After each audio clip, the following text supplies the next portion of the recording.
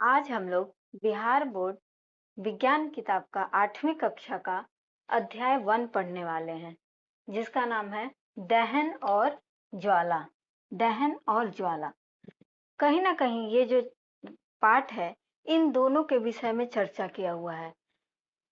कोई भी चीज कैसे जलता है, कोई भी चीज जो भी चीज हम लोग जलते हुए देख रहे हैं वो किस प्रक्रिया से जलता है, बस साधारण शब्दों में समझे तो किसी चीज का जलना ही क्या कहलाता है? दहन। दहन वह रासायनिक प्रक्रिया है जिसमें ज्वलनशील पदार्थ ऑक्सीजन से अभिक्रिया कर ऊष्मा एवं प्रकाश देता है। ऊष्मा मतलब गर्मी, प्रकाश मतलब जो लाइट हुआ। कोई भी ज्वलनशील पदार्थ कहने का तात्पर्य है कि कोई पदार्थ जो है जो आसानी से जल जाए। जैसे दो तरीके का पदार्थ होता है, एक जो जल जाए, एक जो ना जले। जैसे कागज है, कोयला है, लकड़ी है, क्या होता है ये सारा चीज जो है वो जल जाता है। लेकिन अगर हम लोग पत्थर को जलाएं, कील को जलाएं तो क्या वो जल पाएगा? नहीं जल पाएगा। तो कोई भी जो भी ज्वलनशील पदार्थ होता है वो ऑक्सीजन से अभिक्रिया करता है और अभिक्रिया करके जब गर्मी देता है और प्रकाश देता है तो क्या कहलाता है? दहन। दहन में दो प्रकार के पदार्थ हम लोग अभी पढ़े कि क्या होता है। एक होता है दाह्य पदार्थ और दूसरा होता है अदाह्य पदार्थ। दाह्य मतलब कंबस्टिबल और अदाह्य मतलब नॉन कंबस्टिबल। दाह्य पदार्थ कहने का मतलब है जो आसानी से जल जाए। जैसे पेपर, लकड़ी, कुछ भी चीज देख लीजिए, अपने आसपास ही ढेर सारा चीज मिल जाएगा जो कि जिसमें जो है आग पकड़ लेता है, वो क्या हो जाएगा? दाह्य पदार्थ। जैसे क्या हो गया? मोमबत्ती, कोयला, कागज और जो भी चीज जो आसानी से जल जाए वो हो गया दाह्य। ठीक है। अदाह्य दूसरा होता है अदाह्य पदार्थ जो आसानी से नहीं जल पाता। जैसे लोहा, पत्थर और भी कंकड़, कुछ भी ये सब चीज में अगर हम लोग आग लगाएंगे तो क्या वो जल पाएगा? नहीं जल पाएगा। ठीक है। तो उस वैसे पदार्थ कैसे पदार्थ हो जाते हैं? अदाह्य पदार्थ। तो दहन में हम लोग पढ़ चुके कि कुछ भी चीज जो जल रहा है, जो पदार्थ ज्वलनशील है, ठीक है, तो क्या हो जाएगा? दहन। अब दहन और यहाँ पर ज्वाला एक दिया हुआ है। ज्वाला और दहन, जैसे एक हम लोग लेते हैं कोयला, लकड़ी का जो कोयला होता है, और दूसरा अगर देखें हम लोग एक एग्जाम्पल में मोमबत्ती, जो कैंडल रहता है, ये दोनों का जो जलने का तरीका है वो कैसे है?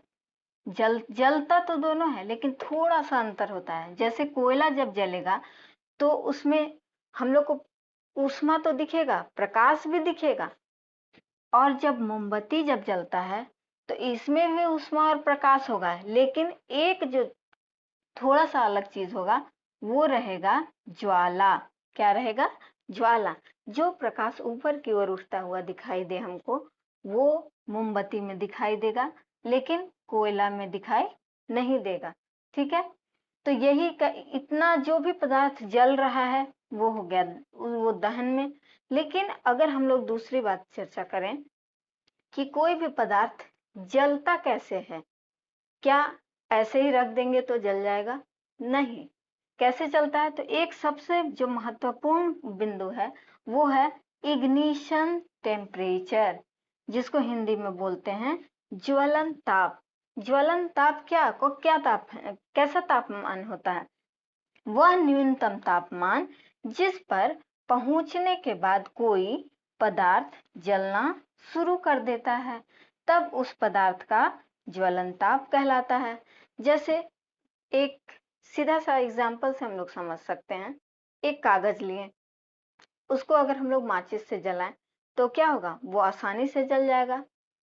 तो जलने के पहले उसमें हम लोग क्या दिए? एक तापमान दिए, एक जो है ऊष्मा अलग से दिए उसमें, तभी तो वो जला। कागज ऐसे ही नहीं जला, अलग से हम लोग उसका तापमान बढ़ा दिए तो वो जल गया। लेकिन अगर उसी कागज को अगर हम लोग भिगा दें, भिगाने के बाद अगर हम लोग जलाएंगे तो जलने में देर लगेगा कि नहीं लगेगा? क्यों? क्योंकि उसको ज्यादा तापमान की जरूरत है। तो कहने का सीधा सा मतलब है ज्वलन ताप में कि जो भी पदार्थ है, जो भी पदार्थ जो एक कम से कम तापमान में जब जलना शुरू कर दे तो उस पदार्थ का क्या हो जाएगा? वो ज्वलन ताप हो जाएगा। जैसे जब किसी पदार्थ का तापमान इस मान से कम रहेगा वह नहीं जलेगा। अगर हम लोग एक पेपर को ही जलाने के लिए एकदम कम अगर उष्मा देते हैं जो कि उसको जलाने में सक्षम नहीं है, तो क्या वो जल पाएगा? नहीं जल पाएगा। तो जो एक ज्वलन ताप है, ज्वलन ताप तक पहुंचने के बाद ही कोई पदार्थ जलना शुरू कर देता है। अब है जैसे एक एग्जाम्पल हम लोग देख सकते हैं, सफेद फास्फोरस। सफेद फास्फोरस क्या होता है? एक सफेद फास्फोरस वो इतना उसका ज्वलन ताप कम होता है कि अगर उसको हम लोग रूम में ऐसे ही रखें तो क्या हो जाएगा? वो स्वतः अपने आप जल उठेगा। रूम टेम्परेचर पर ही, रूम के वातावरण पे ही वो जल जाता है। इसीलिए उसको हम लोग कहाँ रखते हैं? पानी के अंदर स्टोर करके रखते हैं ताकि आग पकड़ ना ले। और दूसरी तरीके से होता है, एक होता है लाल फास्फोरस। क्या होता है?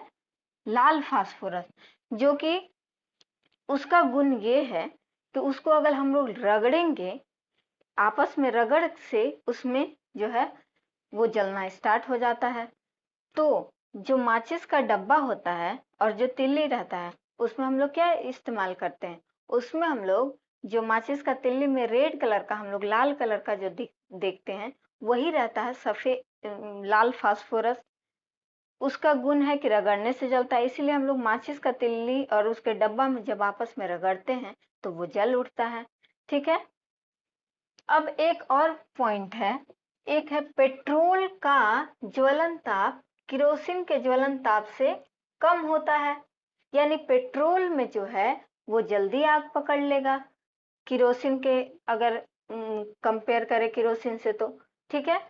अब इतना चीज तो हम लोग जलने के बारे में तब से बात कर रहे हैं, लेकिन जलने के लिए किस किस चीजों की जरूरत होती है? तो किसी भी पदार्थ को जलने के लिए मुख्य रूप से तीन तीन चीजों की आवश्यकता होती है। पहला, ज्वलनशील पदार्थ। दूसरा, ऑक्सीजन जिसको O2 भी बोलते हैं। तीसरा है ज्वलन ताप तक पहुंचने का उपाय। जैसे हमारे आसपास देखें तो पेपर है, वायु भी है, O2 जिसको बोल रहे हैं, लेकिन वो आग नहीं लग जा रहा है। सबसे जो महत्वपूर्ण बिंदु है वो है ज्वलन ताप, इग्निशन टेम्परेचर।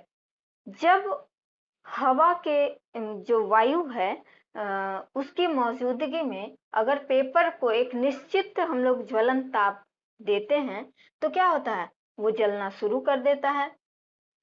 ठीक है। अब कहीं कहीं देखते हैं कि स्वतः आग लग जाता है। जैसे जंगलों में आपने सुना होगा कि जंगलों में जो है वो आग लग जाती है, लेकिन कैसे वो आग, क्या कोई वहां जाकर आग लगाता है? तो नहीं। आग लगने के लिए वायु चाहिए, हम लोग जैसा अभी पढ़ चुके। तो क्या होता है, जब तापमान बढ़ जाता है, अक्सर जो है जंगलों में आग गर्मियों के दिनों में लगती है, क्योंकि तापमान बढ़ने के कारण जब आपसी जो पेड़ों में रगड़ होता है उसके कारण क्या होता है, वो एक निश्चित वातावरण को बना देता है, जलने में सहायक हो जाता है। वहां तीनों चीजें मौजूद हो जाती हैं। जैसे ऑक्सीजन तो पहले से है ही, ज्वलनशील पदार्थ जैसे लकड़ी, लकड़ी वहां पे, और एक ज्वलन ताप तक कैसे पहुंचा? आपसी जब रगड़ होता है तो क्या होता है, ज्वलन ताप तक वो पहुंच जाता है, जिसके कारण क्या है, वो जल उठता है। अब तब से हम लोग पढ़ रहे हैं कि कोई पदार्थ जल रहा है, जल रहा है, लेकिन अगर हमारे आसपास देखें तो अगर किसी चीज में आग लग जाता है तो उस पर नियंत्रण करने के लिए हम लोगों को कुछ कुछ चीजें जाननी आवश्यक हैं। जैसे अगर हम लोग घर में भी कभी अगर आग लग जाए तो पानी डाल देते हैं, कभी सुना होगा आपने कि कंबल लपेट देते हैं अगर कहीं आग लगा तो। और एक होता है अग्निशामक, फायर एक्सटिंग्विशर, ठीक है।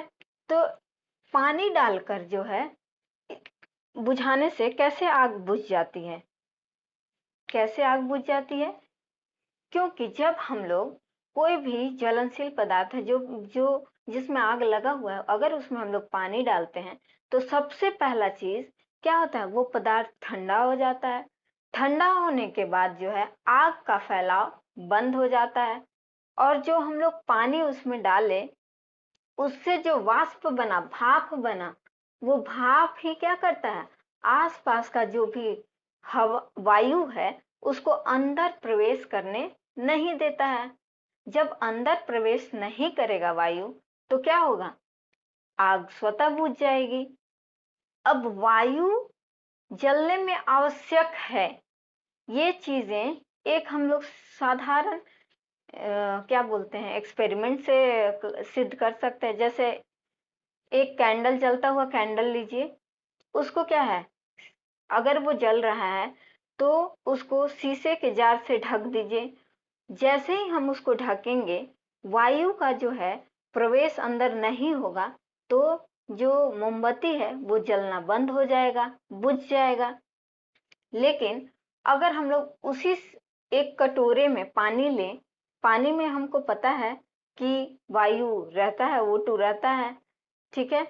तो जितना पानी में O2 मौजूद है, अगर उसके ऊपर हम अगर कैंडल रखें और उसको अगर शीशे के जार से ढकें तो क्या होगा, जब तक पानी में वायु है उतनी देर तक ये जो है मोमबत्ती को जलने में सहायता देगा। लेकिन जैसे ही इस पानी का वायु खत्म होगा तो क्या होगा, ये धीरे धीरे मोमबत्ती जो है वो बुझ जाएगी, ठीक है। तो इसीलिए हम लोग कह सकते हैं कि ऑक्सीजन सबसे महत्वपूर्ण चीज है। अगर हम लोग ऑक्सीजन को आना बंद कर देंगे तो कहीं भी आग जो लगा हुआ है उसको हम लोग बुझा सकते हैं। अब दूसरा हम लोग देखते हैं कि कंबल में लपेटकर, अगर कहीं सिलेंडर में आग लग गया होगा या फिर किसी में आग लग गया होगा, किसी चीज कोई भी पदार्थ में, तो क्या करेंगे, हम लोग कंबल से लपेट देते हैं। कंबल से लपेटने से हम लोग सीधा सा मतलब यही करते हैं कि वायु जो बाहर से अंदर आ रही है उसको हम लोग रोक दिए। जब बाहर से वायु अंदर प्रवेश नहीं करेगा तो वो पदार्थ क्या होगा, जल नहीं पाएगा, वो धीरे धीरे बुझ जाएगा, कार्बन डाइऑक्साइड का मात्रा ज्यादा हो जाएगा। इसी तरह जो अग्निशामक होता है, आप देखे होंगे मॉल में या फिर कहीं भी भीड़ भाड़ वाले जगह में देखे होंगे कि जो अग्निशामक छोटा रेड कलर का रहता है वो रखा हुआ रहता है। क्यों रखा हुआ रहता है, ताकि अगर अगर इन केस कहीं आग लगती है तो उसमें उच्च दाब पे जो है कार्बन डाइऑक्साइड भरा हुआ रहता है। अगर उसी कार्बन डाइऑक्साइड का अगर हम लोग फैलाव कर दें उससे, तो क्या होता है, कार्बन डाइऑक्साइड का मात्रा जैसे ही बढ़ेगा वायु कम होगा, वायु कम होगा तो क्या हो जाएगा, बंद हो जाएगा। आग आग जो भी लगा हुआ है वो हम लोग कम कर सकते हैं, बुझा सकते हैं, ठीक है।